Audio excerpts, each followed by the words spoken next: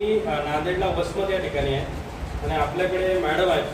त्यांना वेस्टीजच्या सप्लिमेंटच्या कॅन्सरवरती खूप अफलातून रिझल्ट आलेला आहे आणि आपले जे वन ऑफ द लीडर आहेत स्वामी सरांचे त्या मिसेस आहेत आणि त्यामुळं हे अख्खं कुटुंब वेस्टीज परिवारामध्ये खूप पॅशनेटली काम करत आहे.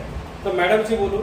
मॅडम, हे सांगा तुम्हाला काय आजार होता, तुम्ही काय वापरला, त्याच्यामुळं काय तुम्हाला फरक पडला? माझ्या छातीला गाठ आली आणि माझं ऑपरेशन सुद्धा झालेलं आहे मध्ये. रामराव जाधव सर म्हणूनच आले आमच्याकडे आणि त्यांनी सांगितलं बघा एसटीचे रिझल्ट खूप चांगले आहे, तुम्ही वापरून बघा. मग आम्ही छोटं घेतले नवमी गोळी आणि फ्लॅक्स वाई क्रील आहे अशा बरेच आता 5-6 होते. आता खूप रिझल्ट खूप छान आहे याचा. म्हणून 3 वर्ष झाले सारखं वापरतो आम्ही.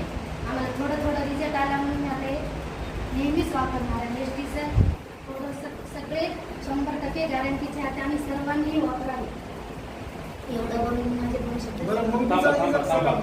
एक मिनिट. मला एक सांगा मॅडम की तुम्हाला जो आजार होता त्याच्यातून पूर्ण तुम्ही रिकवर झाला. हो. बघा मित्रांनो, कॅन्सर सारखा दुर्धर आजार, त्यामध्ये मी काही सप्लिमेंट वापरते आणि अर्थात आपण ते सांगतो की बाबा असे काही जे दुर्धर आजार असतात त्याला लॉंग टर्ममध्ये वापरायचे. ते म्हणतात सलग आम्ही 3 वर्ष ते वापरले आणि त्यातून त्या पूर्णतः रिकवर झाल्या.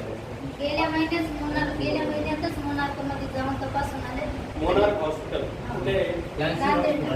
नांदेडला मोनार्क हॉस्पिटल आहे. ओके.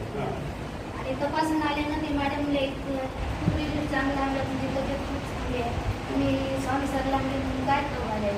आम्ही आजपर्यंत प्रोडक्टची माहिती दिली नव्हती पण द्यावं लागली मॅडम. क्या बघा